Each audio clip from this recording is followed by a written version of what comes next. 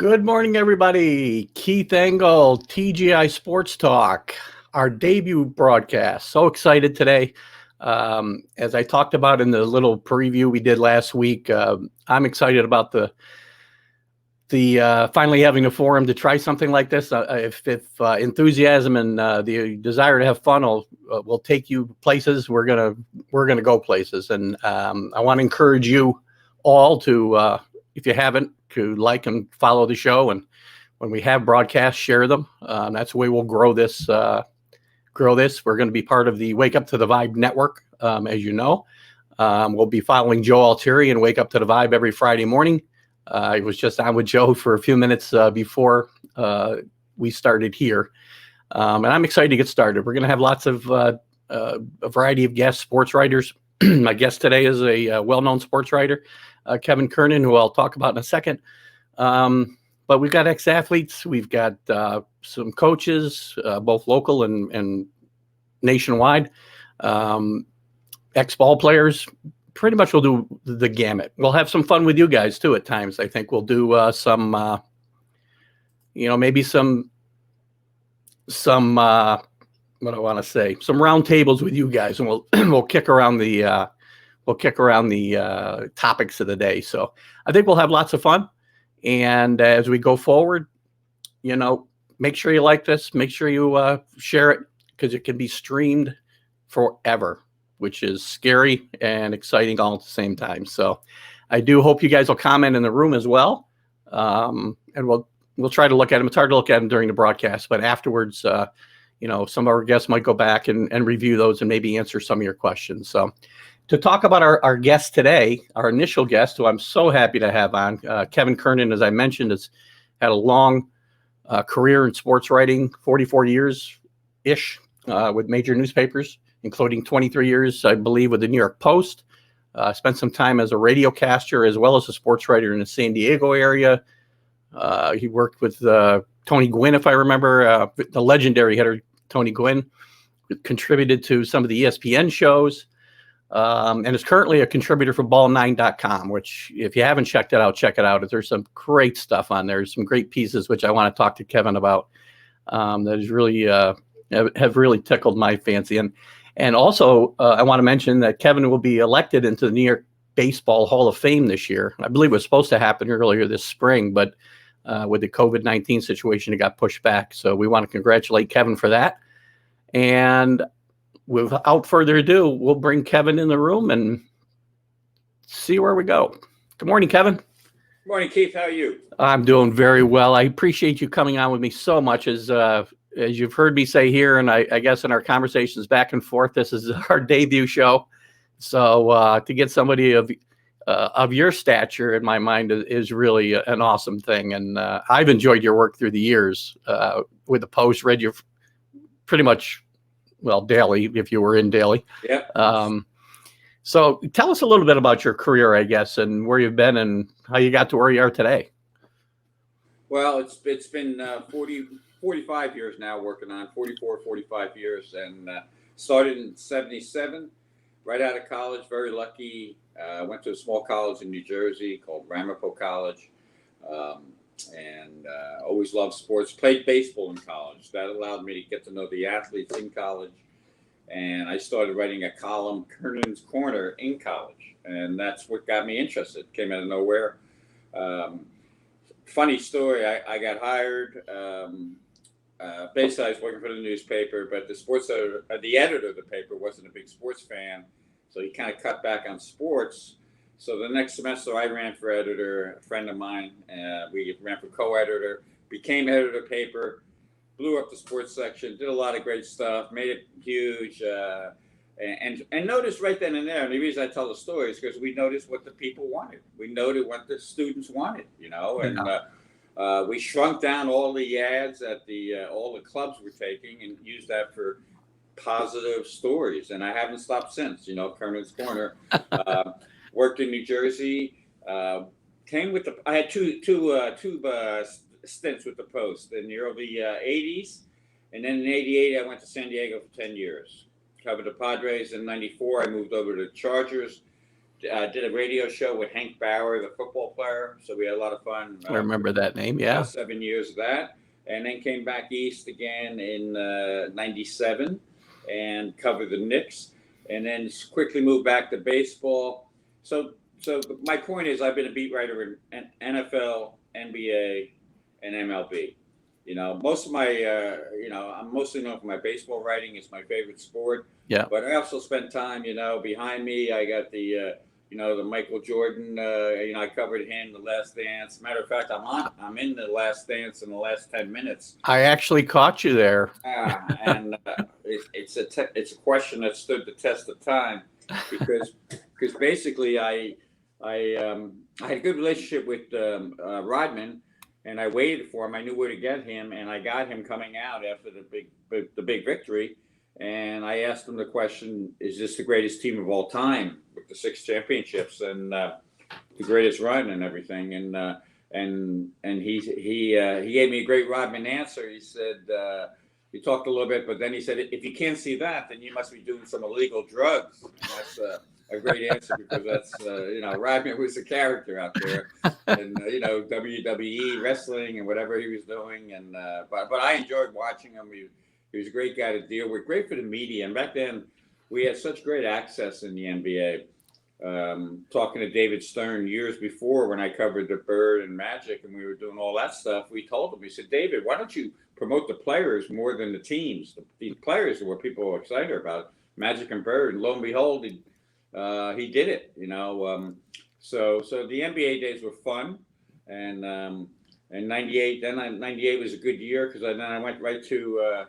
I called my boss and said I want to cover this little team from New Jersey that's playing in Little League in Connecticut tomorrow night, and I think they're pretty interesting. It turned out to be Todd Frazier's team that won the Little League World Series, and then of course we had the great home run chase. So right on through, you'll see me in a lot of different clips everywhere and kind of like everywhere because I covered a lot of great things and had a lot of fun doing it. And you get a lot of residuals from that?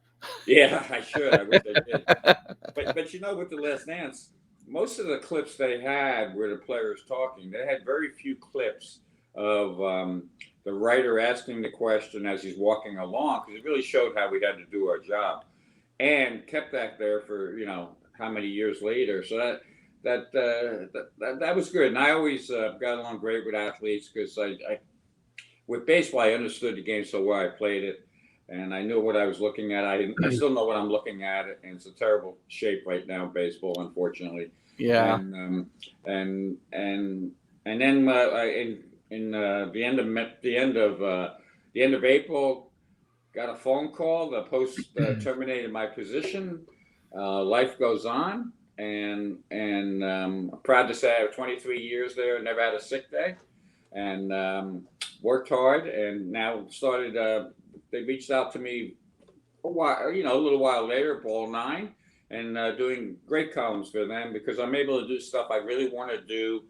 I can run with it a little bit. Most of them are over 2,000 words, and they run the gamut. And they're interesting stuff. I'm got my Ball 9 cup here, if you can see it, and my El Tiante. Oh, that's awesome! I gotta get some swag there.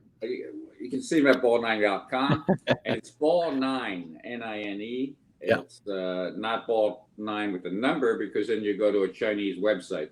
So we go to the right website, and even this week, I'm not going to mention all my columns, but they're all there on the website. But this past week, I had Goose Gossage, and Goose and I have a long relationship, and Goose told it like it is, like he always does, and and people always, sometimes he gets a rap of, that's Goose being Goose, but no, that's Goose being truthful. And that column with Ball 9, I can't tell you how many people associated with Major League Baseball reach out to me after that column and really wanted to say Goose is 100% correct. He called out everything that's wrong with the game, and I'm working on a piece on Doc Gooden. I just spoke to Doc yesterday, and it was funny. I haven't written it yet, but one of the points I want to make is that I said, Doc, how many with the 7-inning games, how many complete games would you have had? And he started laughing, and he goes, Kevin, he goes, I think I had 16 in, 80, 84, 85. I had 16. So I easily would have had 30 complete games, it's a Yeah. joke, so I understand what's going on with, the COVID and some adjustments you have to make, but we address issues at Ball, and plus we have very interesting. I can do a historical column. I did one that posted yesterday on Joe Jackson. I've always been Great interested in story. Joe Jackson. Yes, Great story. and Joe Jackson, they have a museum in South Carolina. I wanted to visit, but obviously we can't do a lot of traveling right now. Right. That's the other thing. Once we can travel, I'll be out there and doing some things. Yeah, I'd like to do that myself. Yeah, but I spoke to the new. They have a new executive director who's really done a great job getting things rolling with that museum and their plans, and they're going to expand a little bit. And they're right in Greenville, South Carolina, right across from the ballpark there where the Class A Red Sox play, and it's a great little ballpark. But the big point in the column was Joe Jackson was banned for life, not forever. Yeah. And baseball's now in bed with all the betting sites. We see them everywhere. God bless them. That's America. But and they were going to do this week the Field of Dreams games, which basically is a Joe Jackson game. Yeah. They celebrate him, make tickets off him, make money off him, sell tickets. Yet this guy's not involved in the Hall of Fame in any way. Third highest batting average. So we laid out a good argument why, and we also with the new executive director, he had some great information, plus some great great things they're going to have in the museum. And a funny little story with that, though, and this is what I do when I do interviews. At the end of the interview, I asked the guy, I said, "Hey, so what have you done before?" Well, he was a young guy, 33 years old, and he said, "Well, I basically did broadcasting and sports journalism, the White Sox and Cubs." And he goes, "But the last 5 years I've been for 5 years I was a bartender in Wrigleyville." So this is the guy who really loves the game. So when he told me he's a bartender in Wrigleyville, my natural answer was, "Oh, so we've met before," So it was. So those are the things we're doing at Ball 9. And the other point I want to make about reporting now, because of Zoom, media not allowed in clubhouses the way we were. Right.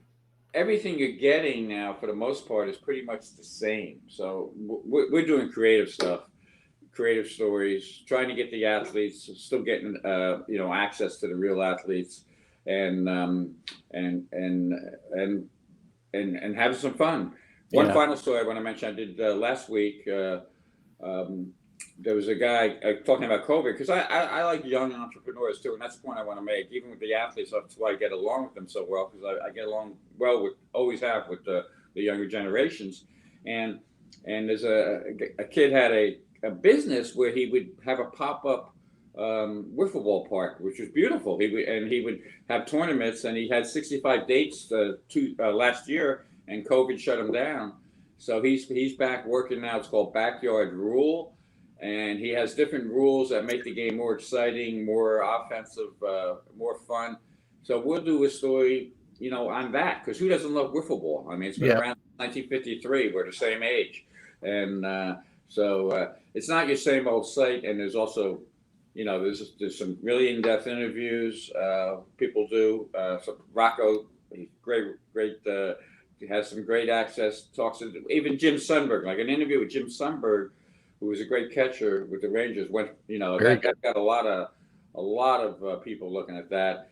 We do food reviews, and when I travel, obviously I'll do like my guide to America. So it's not your same old website. Well, it's funny that you mentioned that. Well, even the articles you brought up were the things that I kind of made notes on. That Goose. Just to kind of go back there a second, Sure, I think Goose gets a bad rap, like Bob Costas gets a bad rap, right? I mean, because we're and I feel the same way as they do. We're all stuck in the past. Well, right. What's wrong with that? The game wasn't broken. We don't, and it really gets irritating. I appreciate that column. Well, that's a great point about the game wasn't broken, and Yeah. that's a good way to say it, because that's why we love the game.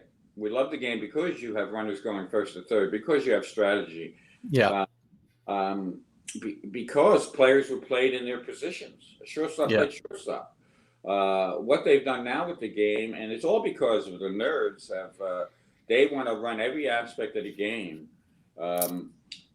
down to how the third base coach should make his calls on whether or not to send a player. So understanding the arm to throw a player, maybe there's, how about this? Maybe there's a little wind going on in the stadium that day, and maybe it's blowing right in that left fielder's face. None of that, but they're going to get on you for sending a guy, or maybe that guy's really not into the game, or you just feel something about a hit, or sometimes you just take a shot, because everything is not run by machines. So the fact what they're doing to baseball, and the fact the fans allowing it to happen, in some ways I blame the fans. The fans need to wake up to this and say no.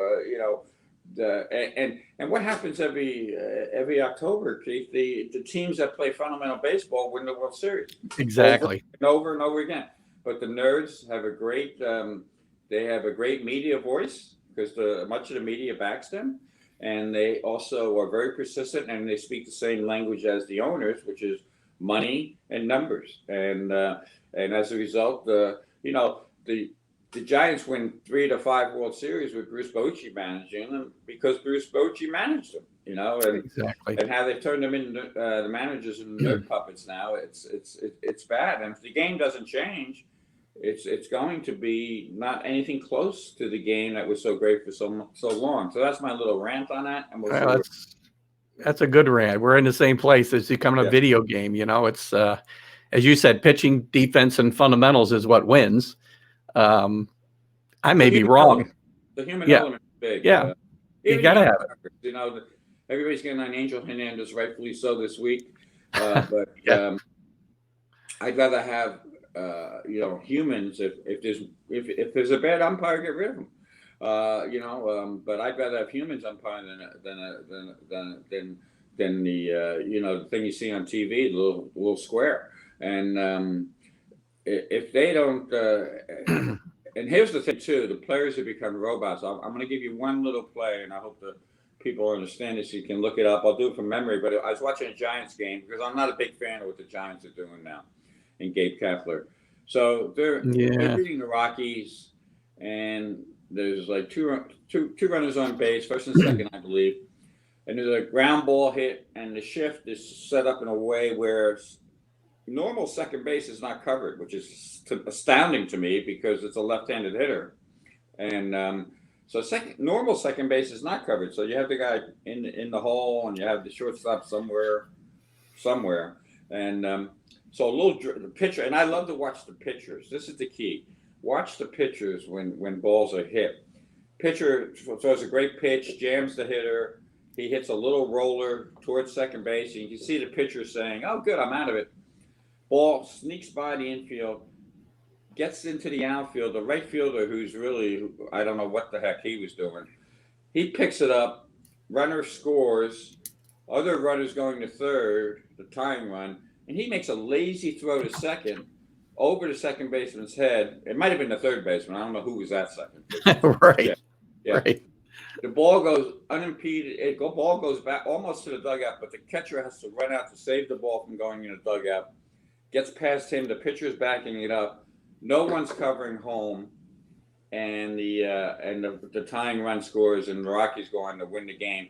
And they immediately switch the camera. Here's the key: they switch the camera to the right fielder, and this is knowing the game. What I'm talking about, what I look for. So I've already seen the pitcher pissed off. I switch to the right fielder, and the right fielder, the first thing he does, instead of saying my bad, or geez, or showing so much, he pulls the card out of his pocket to look at where he needs to play the next hitter. Oh, geez. He's a freaking robot. He's a baseball player. Don't be a robot. So so it's got to be a nightmare for the official scorers, I would think, too. Now trying to decide how to score the plays. Really, the history of the game, scoring is so important, and you always knew that if you saw on a scorecard that it was a 5-3, you knew it was ground out to third. Right. Now, maybe a 5-3 now, but it might be a ground out to short right field. And the audacity of the hitters and the arrogance of the hitters not to take advantage of the shift. You mentioned Tony Gwynn. Tony Gwynn would hit 450 if he played now, Yeah. because of the way they, he certainly hit 400. There's no doubt in my mind. Because they would try to, because Tony had the ability to pull the ball. He was a power hitter if he wanted to. He gave up power for average. He was more. He thought being on base was more important, and so he would outthink them. And there was an at bat early in the week or last week where Joey Votto was like, the team was down by a couple of runs and late in the game, and he's got the whole shortstop side is wide open, and he strikes out. And there were 58,000 strikeouts a walk last year. And I'm a numbers guy to some extent too. And most of the great managers are numbers guys. Jack McKeon, I've known forever, was a great numbers guy. He knows the numbers so well. He would always play the stock market and figure things out. So my point is, numbers have always been there. Just let's not go crazy with them. Right. So, yeah, and they've gone crazy with the numbers. 58,000 at bats last year in the regular season when it was a normal season, where the batter either struck out or walked. So as I wrote about one of my columns, I said that gives the fans 58,000 times to take their phones and stare down at their phones in the middle. Nothing happened, right? Not miss a thing. Yeah. So, that's where we are with baseball, and it is a great game, and these athletes are great. We need to get back to playing more baseball. Yeah, we'll never see a stat again like DiMaggio hitting more home runs than strikeouts, right? That thing of the past. So many stats we won't see again. We won't see complete games. The obsessiveness of going to guys who are relievers because they're not really good enough to be starters, and making every game really count on them. That's why the nerds and the writers that push for this stuff want to go to 7-inning games, because their system. The reality is the system is broken. Yeah, they've broken the system. So what do they always want to do when things like this happen? They want to cheat, so they want to get rid of the system. So all of a sudden you're getting rid of the last 2 innings, and all of a sudden, wow, it's this new way it works. Because, it works because it's a 7-inning. It's not a real game. I don't want to hear this. And the runner on second base, it's a clown show. It's a clown show, and even if I'm the last guy yelling about it, I'll be yelling about it. I don't care. I agree. Just want to remind the viewers that are in the room today, and my guest today is Kevin Kernan, well-known sports writer across the country, as we talked about earlier. I did have to ask you, Kevin, how did you get the moniker America's Most Beloved Sports Writer? I love that. AMBS. AMBS. It was given to me. Obviously, I'm not arrogant enough to give it to myself, but I have fun with it. And I was at a Yankee series in Boston during the 100-year anniversary of Fenway Park, and I kid around, I have fun. So I took a selfie, and it came out really good. It was a selfie I took on the field. So I walked up to a writer, Andy McCullough, who now works for the Athletic. Andy's run around to a lot of different papers because he's very talented. And he keeps getting good jobs. He's a funny guy, very, very, he's got a good sense of humor. So I showed Andy the picture. I said, "Hey, look at this selfie. It's pretty good." He goes, America's Most Beloved Sports Writer in America's Most Beloved Ballpark. And so he said it, and I ran with it. Well, that's awesome. I like it a lot.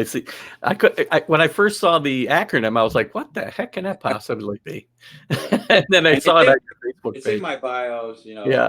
AMBS _ Kernan on Twitter, and you'll find me on Facebook, and it's all that usual stuff.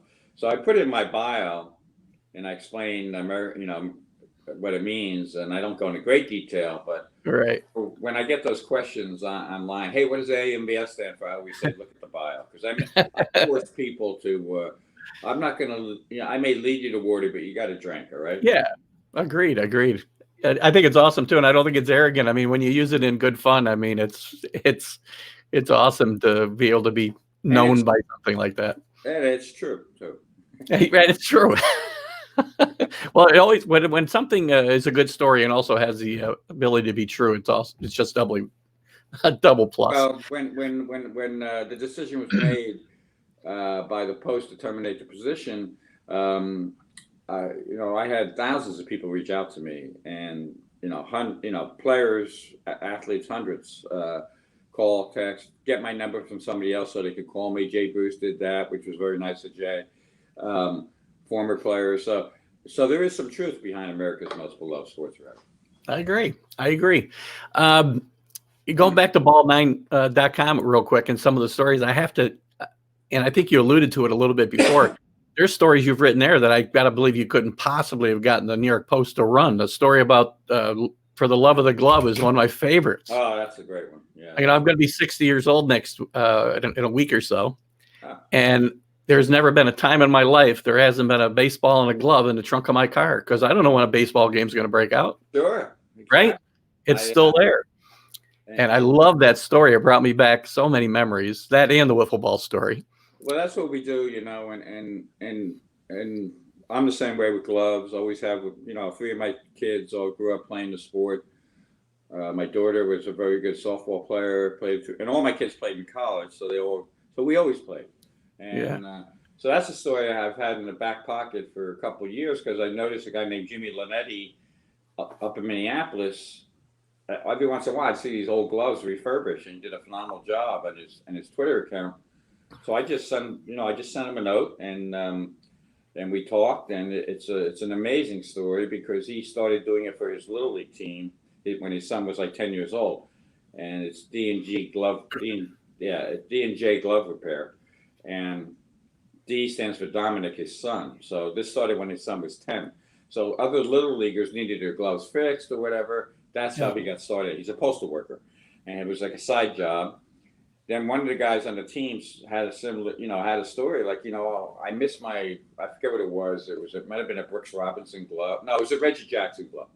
I had a great Reggie Jackson glove when I was growing up. Well, Jimmy looked it up, found out what the glove was able to buy one, and then a used one on eBay or somewhere, fixed it up, made it brand new, and presented it to the guy, and that kind of began the glove repair business.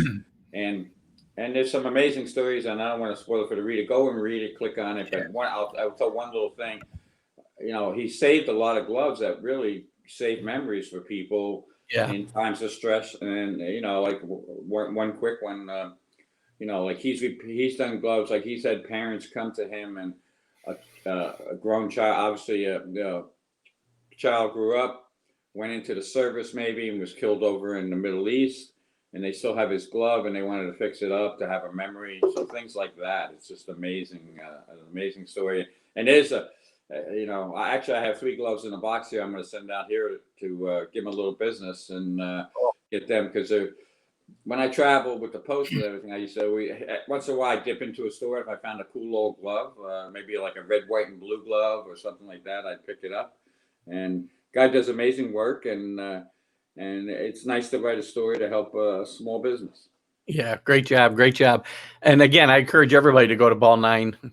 Again, 9 spelled out, as Kevin said, .com. There's some great stories there, and we don't want to cover them all here and have nobody go to the site and join up. So great job there. Let's talk a little bit more about baseball, where we're at. I mean, we're in complete agreement. We won't dive any more into the rule changes, which I think are just abomination myself. Runner at second base to start the 10th inning. Really, I don't get it.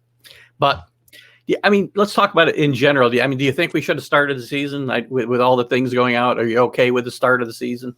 Yeah, I'm fine with it. I think it's tough. I mean, there's going to be some situations, but look at all the small business. Speaking of small business, it's a perfect. The small businesses have been crushed. Yeah, and think of the restaurants or whatever that rely on maybe having the game in the area, or maybe they show games, and at the point they've started the season, I'm encouraged. I know the sky is falling, most of the media, but I'm encouraged because if one player got really sick and was on, God forbid, was death's door or something, it would have been it's the end of the world. Yeah, and it would not be good. Believe me, it would not be good, obviously, but I think so far they've dodged the bullet, so to speak. People have gotten COVID, but with the athletes, and Freddie Freeman obviously had but the temperature of 104, it's scary stuff. And Yeah. thank God he was in a few days started to rebound well and is doing okay. So, but I come from the school that you can't just stay away, and life has to go on. Yeah, you got to take some precautions, but you have to figure out a way to get You some got back, some normal back, right? Yeah. So anyway, so I'm happy they've Good. started the season. And the one thing I will say, they expanded the rosters, and that was good. And I think they should expand the rosters a little more in case situations do come up, like the Marlins, with players.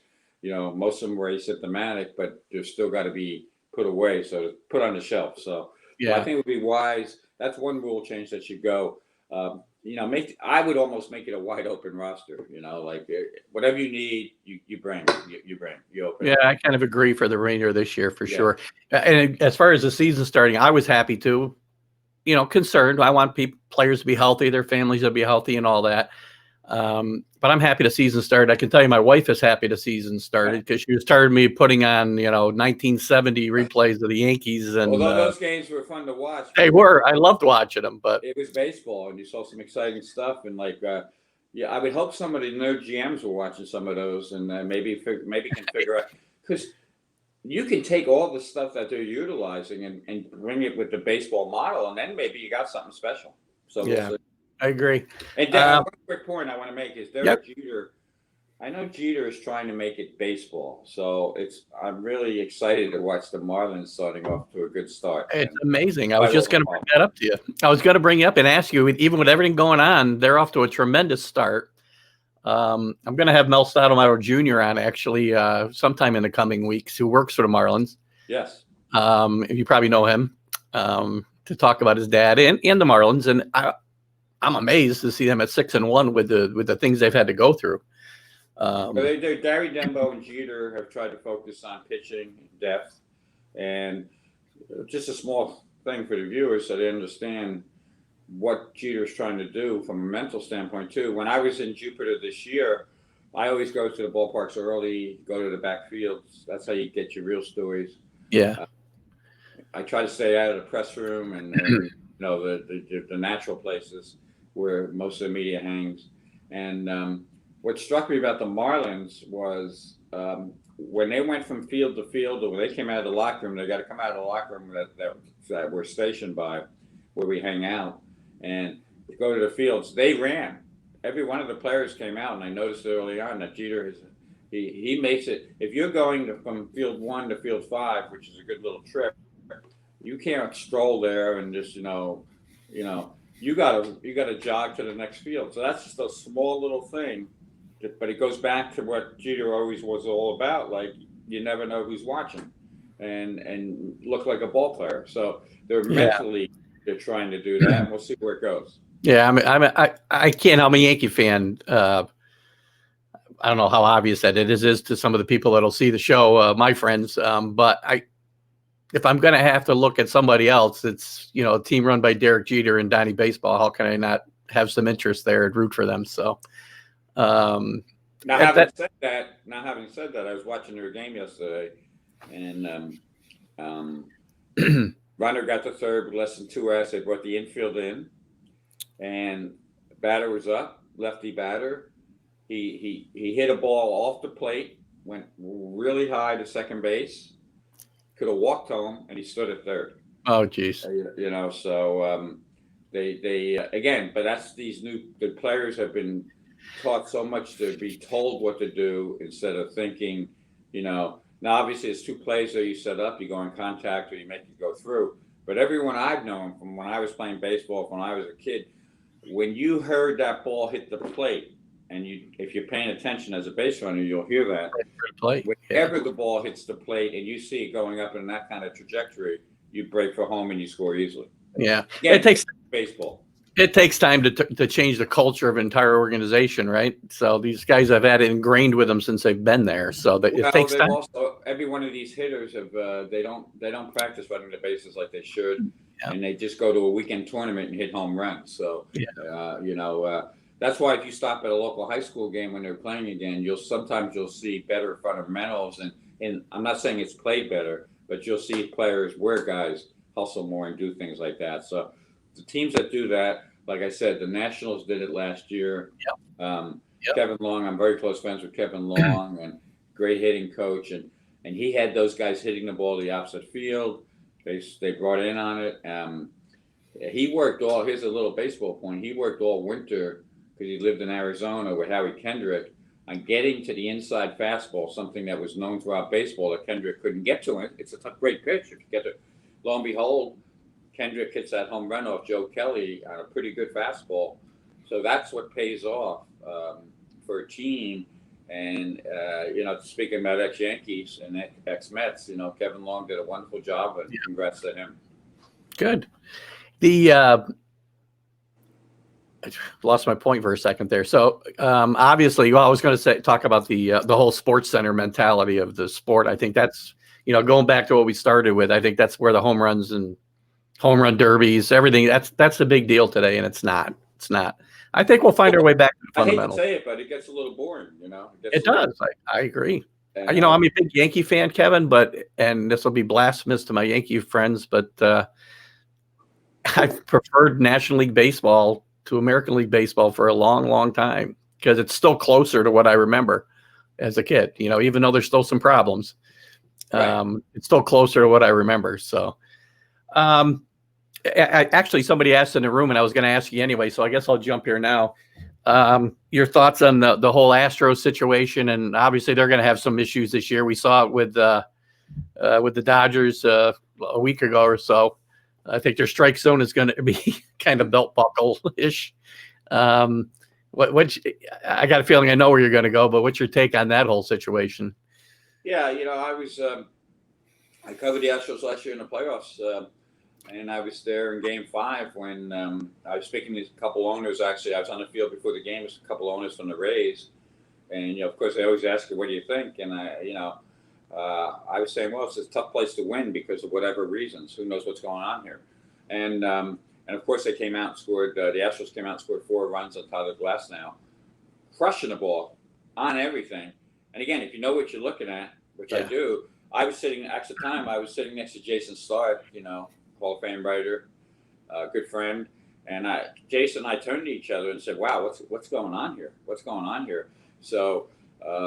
They could say they weren't cheating, whatever they can say, but the 2017 information is pathetic. And you can really see how players are upset by this. And it really took something like this for players to get riled up. It wouldn't have been anything else. So that's why, and talking to Goose, he made a good point. He said, Kelly, you got suspended 8 games, you didn't even hit the guy. Right. And Goose told me the Yankees would have, those Yankees, because I asked them, I said, what would the Yankees, your Yankees have done to the Astros? And he said, we would have hit 10 batters in a row. 10 batters in a row, not 5, 10. Yeah. And of course, there might be a little Goose there's embellishment there, but the point would have been made. And he told me a great story, about the Orioles. In '78, they came out and hit Nettles early in the game in spring training. Then they ran Randolph off the field, basically on a slide into left field. And the Yankees waited until the last day of spring training to get their revenge. And Goose hit Al Bunbury right in the hip. And the point was made, like, stop it. And that's how it used to be. So I'm circling to the important point. Yeah. The players need to take care of justice on the field.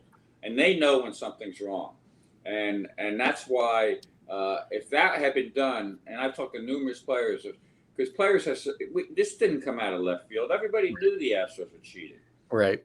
And when I saw the first picture of, where they set up that monitor with towels, and there was nobody sitting there, but I looked, again, I look at things differently than your regular media.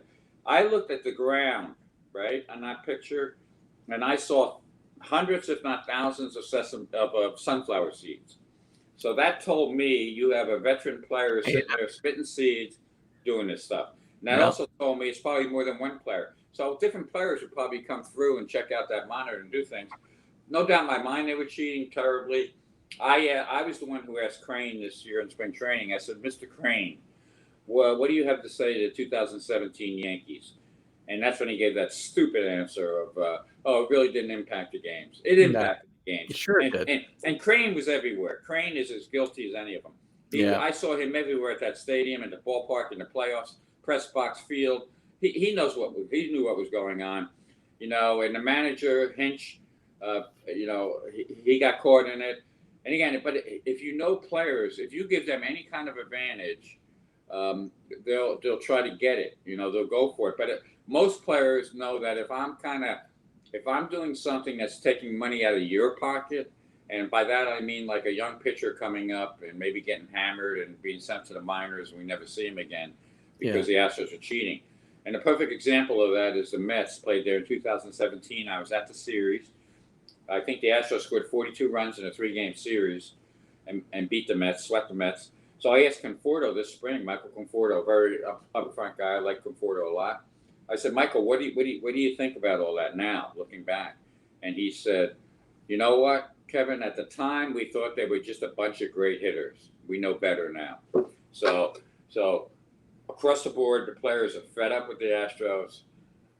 There should be some player justice on the Astros, whatever that might be, and they need to really. And this whole immunity thing, Manfred dropped the ball there. Yeah. The tough sledding comment, I think, was his comment. It'd be tough sledding to get to the truth. It would not be that hard. MLB has this big security unit. You know what? Do your homework. It's somewhat of a, they let the players slide, and that was a mistake too. There should have been some suspensions. Yeah, I agree. Manfred, I'm not a big fan of Manfred and where he's taken the game for sure. And I'm going to assume you don't either. But, as long as he's leading it in the direction it's going, we're going to have these problems. And exactly. And he's, like I said, the one thing I stand by his decision of starting the series of baseball and trying to get the games in. Obviously, it's a financial decision. They need sure. Postseason to make their money. But at the same time, and let's face it, let's stop with the bubble stuff too. Let's look at it realistically. They either play, and Manfred did this right. They either play the games the way they're playing them now, or you couldn't have played in a bubble in baseball. First of all, the Arizona bubble. How about I'm trying to bring common sense back to the world. Have you ever been in Arizona in the summer? It's 110 degrees to go 10 feet. And you're going to play, how many games can you play in that ballpark? So you'll be playing, and that's got a roof, obviously, Chase Field or whatever the hell it's called now. And but you can't be playing games in Arizona in that kind of heat. It made no sense. So, they had 3 other sites, right, that weren't covered. So yeah. And the only thing that maybe, and it's a big maybe, might have worked is you do maybe you do a South thing. We do Atlanta, Tampa, and the Marlins Park, because you got 2 domes there. But here's another point too. It's ludicrous that they built all these beautiful new stadiums that don't have, a roof that can cover, like they do in Seattle and many other parks now, and Miami. Yeah. So a lot of the new stadiums should have had that. So that's a little tangent, but it's got to be played the way they're playing now, and hopefully they get through the year. Very good. Let me switch gears real quick. The NBA is obviously going through the same thing. I'm not sure how close you're following them these days with your focus on MLB, but I'm sure you have somewhat. The bubble seems to be working for them in Orlando, except for Lou Williams going out for chicken wings. But where else are you going to go get good chicken wings but a strip club? But I guess it makes sense. Do you like what they've done and how they've restarted their season and I gotta be honest, I haven't watched 1 minute of the NBA and I don't care about it. Yeah. It's I like all the years I covered the NBA, I loved it, but and this is a tough thing even with baseball without the fans. I'm not thrilled with the game without the fans. Yeah. I really think in the NBA, you're talking to a guy who spent, his formative years covering the NBA, sitting on the court. I see was always on the court at the Garden and everything like that, or wherever in the playoffs. So I was really locked into that NBA, and the beauty of the NBA. And I love the guys we talked earlier about Rodman and Jordan, but Bird and Magic and the Celtics teams, and the way they uh, the way they passed the ball and what they did and created plays, and so I've covered NBA games this year. I did cover a few games, and it's tough to watch the Knicks and things like that. Maybe if the Knicks were in there, I'd be watching it a little bit, but Yeah. I haven't watched it. I hope it works for them, and it's going to be it's going to be hard, I think, to capture, because the excitement of the NBA really involves the fans, and I think it's a tough situation for the NBA. Well, the NBA is better when the Knicks are better too, I think. So It's amazing, I covered the Knicks way back when they stunk, and Huey Brown did his yeah. best. Art King, um, and the funny, the great story, of course, at the time was that like you just said, the NBA wanted the Knicks to be better, so they win the lottery, and supposedly, Yeah.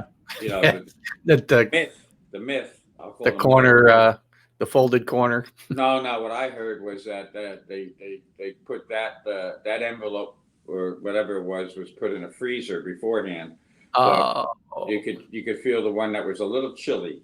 I hadn't heard that That, story. yeah, Interesting. that's the one I heard, so who knows if it's true, but the NBA needs the Knicks to be, and with this Knick group, I'm still not sold. They're out of the woods with these guys. You like the Thibodeau hiring? I do like the Thibodeau hiring. He's a good coach. He's defense oriented, and first thing I would love to see the Knicks and Thibodeau. They need to get themselves a star point guard somehow, because I always my one comment about the Knicks is that they seem to always have a point guard who bounces a square ball. You know, they don't.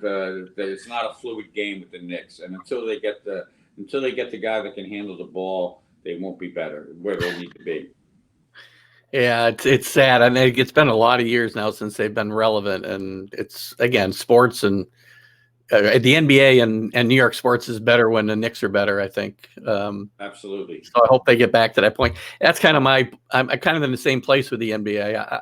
It's there. Come playoff time, I'll watch some games. But if the Knicks aren't good, I don't have a lot of reason to kind of pay that close attention. Yep. So, and what about so we'll go back to MLB. Yankees are obviously off to a pretty good start. Aaron Judge looks to be back to Aaron Judge. You think they're going to? Do they have the arms to kind of compete in the postseason? They need. I said it from the beginning, Keith. They need to make a trade.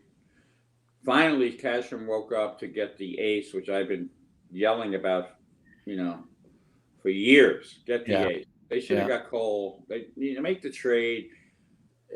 With Pittsburgh, they should have given away. You got to get a great player, you got to give up stuff. So come on, I don't want to hear second place on trades anymore. But they, to their credit, they finally got him. He's a great pitcher. Seems to be a great young man. My dealings with him, he always remembered who you were. Smart kid, loves to talk pitching, and he can carry them, especially in this situation. So I think Tanaka will be better in the second with the pressure off him. Not too old to be where he needs to be, but Tanaka has a way of really rising the occasion. You just can't trust Tanaka because there's going to be a few pitches he leaves up that are going to be hit out of the park with the Super Ball, the Manfred ball, as I call it. So they should be better. Obviously, Cole makes them great, and another thing I've been yelling about for a while is when are they going to make Judge a forever Yankee? It's great that they got him locked up because of the way the contract is, because of the way it goes until he becomes free agency. But this kid, it was obvious to me the first day I wrote about him, and I wrote about him before anyone else because, again, I went around to a backfield. I saw him. Dave Winfield happened to be coming in with the Player Association. So going back, I know how hard it is to be a tall player and to be a good hitter in baseball. It's you got a lot of room to cover. Sure. So I talked to Winfield about that, and Winfield loved Judge. He told me, he told me why he loved Judge, and this is before we knew Judge. I'm not saying Judge that we know after all the home runs. This was a kid when he was still a kid on the backfields, and and then Reggie told me something similar, and I wrote about him. Found out, I talked to his parents. Found out he was adopted. I was the first one to find that out and write about that. And he was raised so right. He's such a leader. I recognize that right from the beginning because of the stuff he does, waiting for his teammates and things like that. I saw that on the backfield. So my point is, this is the guy you want to be your team. You want Aaron Judge, the team to revolve around him. I don't want to hear about the injuries. Maybe the obliques, okay. Maybe it's just the way he swings a little bit. That should be cleaned up, but it appears he's cleaned that up. Yeah. But the other stuff, being hit by a hand on a pitch, running into walls. I joked with him this spring because it's a funny story, but when everybody was running around figuring out what was wrong with Aaron Judge, I happened to see him, and we have a great relationship. And he was coming back from the doctor's one day, and I was talking to him, and the point I made to him, I said, "You got to stop diving. You got to stop diving. You're too big. You're not playing in college football anymore. With that body, you need to be you got to be smart. And maybe if the game's on the line in the playoffs, you dive, but you can't be diving in a useless game against the Orioles in September. Yeah. So my point is he's playing smarter now. So hopefully he can stay healthier. But what he's doing is amazing, and he's a great. He's the guy that I think will carry. They have. I've said it from day one. They have the most talent. They should win. If Cashman trades for another pitcher, that will help a lot. And there'll be some pitchers available. It's harder because everybody's 16. Joe Clown Show playoffs with 16 teams. Yeah, everybody's gonna be alive, right? There'll be more teams in there, but there'll be a team willing. You can see it already. That's what you're hoping, that a guy pitches well for the Pirates or somebody, and that's out of it, and the Yankees can trade for him. But I could see the Yankees. I've said it from the beginning pretty much. I see the Nationals can sneak in again because I think they're good, but they got some inner problems. Losing Rendon was terrible. And, great player. Yeah, I can't believe they let him. I can't believe it. Yankees, that's another guy. They that ownership. That ownership should have been wise enough to sign Rendon forever as well, and they didn't. And but I see a Dodgers. I'm going with the chalk. I see Dodgers, Yankees World Series. The fact that the Red Sox gave up Mookie Betts, that he's not. No player's worth the money they're paying him, at that crazy number. But to me, giving up Mookie Betts is the reason why, not just talent-wise. And this is where the nerds come back into the picture. They don't understand when you're on a team that's not bad. The Red Sox were not bad. They had issues, but they weren't bad. But when you trade away the best player, what that does to the clubhouse is it destroys the clubhouse, because everybody in the clubhouse is saying they're not. I've heard the quote a million times, depending on the year. They're not even trying, meaning upper management. So they're not even trying. So the Red Sox are dead, and I think they'll be dead for many years. So the Yankees have a clear path to the playoffs from now on, and we'll see how many championships they win, because the number I always use is, since 2003, the Yankees have won as many World Series as the Marlins. One World Series. Yep. So maybe this will be the year they bounce back. I hope so. I think the Astros are obviously going to be around in October, and the Verlander injury kills them. Yes, for sure. Yeah, I would like to play them and knock them out, though, myself. Oh yeah, that would be some. Again, that's what I'm talking about. Players getting justice on the field. Yeah. It's beating a team or playing a little harder, and I think that's gonna. The Astros got lucky that there are no fans in the stands, because that would have been constant on them. But it would be nice if the Yankees take care of them. But let's face it, with the way the Clown Show playoffs are, anything can happen. It's a 3-game series, I believe. Right? Yeah, I believe early on. Yeah. Yeah. Just say, argument's sake, it could happen. That whatever. Yeah. If Cole has a bad start and it doesn't, and he's human, I don't think he will. I think he'll carry them. But there should be some reward for finishing with the best record. Yeah, I think in that early round, I think the home team the better team should get all the games at home. or something like that. I mean, well, they shouldn't be playing in the first round. I mean, come well, on. that's a good point too. You should get a bye. Yeah. Yeah. So it doesn't look like that's going to happen, but they've changed the rules, as the season started Well, who more knows? than once. So who knows what he'll do before then. And once you lose your consistency in baseball, you lose a lot, and that's what's happened. Baseball is a game of consistency. We've heard it a million times, the marathon. But the sprint thing, it's not the NBA, it's not the NHL. You don't want all these teams clogging up. The regular season, even if it's a short regular season, should count for something. Most people like the 16-game play, and you know what'll happen when they start playing. It'll be interesting. But I love the one-game playoff with the wild card teams. That was always fun. So so they got rid of something that was really fun. Yeah. What the hell? 16 invite 20. And at one point I want to make. I wrote this down on the future story I'm working on. But as of yesterday, I believe there were 19 teams hitting 239 or under. 19. Interesting. Yeah, and there were 14 teams under 225, 3 teams under 200, under the Mendoza line.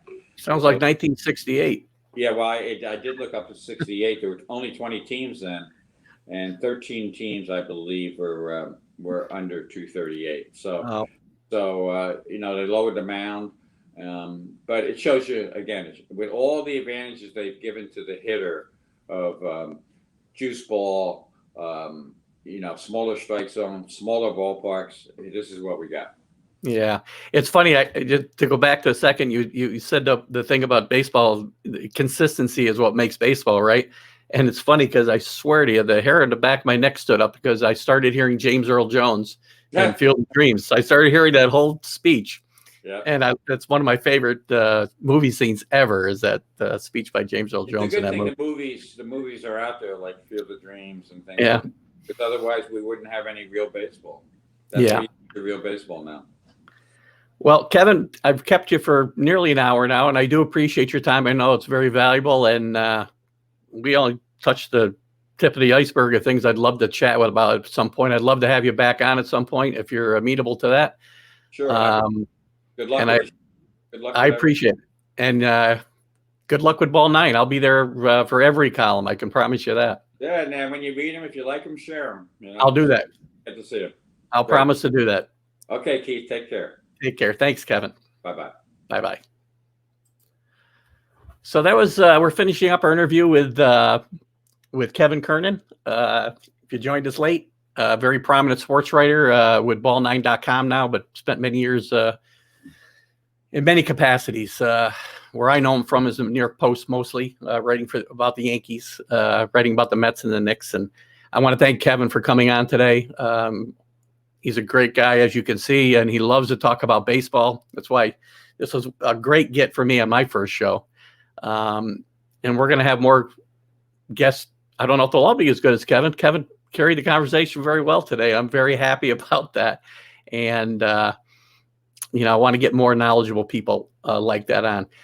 To that point, I want to thank Joe Altieri again and Wake Up to the Vibe for making this possible. Continue to watch Joe and continue to watch the other shows that are on the Wake Up to the Vibe network. No Bull with Brian Piccarelli. The other show I have right now is Happy Hour, or Yum Life Happy Hour with Elisa Rothman, which eventually, I don't know the date. It might be in September, but August 21st. Sorry. She'll be debuting August 21st following this show. So I hope you'll tune into that. And we'll, certainly share some more information. I will, and Joe will on Wake Up to the Vibe. He's building a whole network, which I'll talk to you a little bit about. He's done a little branding change, which I didn't get into today because I have to talk to him a little more. You can see his icons or his logos up in the corner of my show. But this is the direction we're going to go. This is the kind of thing we want to do on Fridays. When, like I said, maybe we'll switch it up and have some of you guys on and do a round table at some point. We'll see how that goes. Next week, we do have a guest lined up, Greg Pryor. Greg Pryor was a player in Major League Baseball in the 70s, maybe into the 80s. I'd have to look real quick, but came up as a Yankee farmhand, never got to play with the Yankees. Had a a good career with the Royals and the White Sox. He's also got a book out, The Day the Yankees Made Me Cut My Hair. Or I'm sorry, I got that wrong. The Day the Yankees Made Me Shave. And it's a really good story about how he actually ended up off the Steinbrenner of the 70s Yankees. And I liked Greg Pryor. Actually saw him play in Syracuse. So I think he's going to be a good guest as well. I look forward to talking with him next week. And please tune into all the Wake Up to the Vibe shows. Please like, share all of the content that you can. If you like my show, follow my show. If you like this show, make sure you share it on your timeline. And I'm excited to be able to bring these shows to you. And it's going to be fun for me. I'm doing this as much for me as I am for you. I want to have fun guests on. Kevin was a great guest. I hope you'll leave your comments for him. And also look into ball9.com because it's a great publication. So with that, guys, I'm going to leave you on this Friday. We'll have some nice, at some point, we'll upgrade the technology and maybe have some intro music and some exit music. We're kind of starting so we don't have any technical problems, which we, as far as I know, until I watched this show, I haven't had any today. But I appreciate every one of you in the room. I appreciate your comments. And I hope you'll continue to share with your friends so that we can have more people in the room and have people watch later. Because, again, it's not just the people in the room. This show will be watched many, many, many, many times going forward. The simple promo I did last week, you guys helped get 2,000 views of that show or that promo. This is the show. Let's do the same thing. I appreciate your help. You guys have a great weekend, and maybe you'll hear from me through the weekend. Who knows? Have a great Friday and a great weekend. Take care, guys. Bye-bye.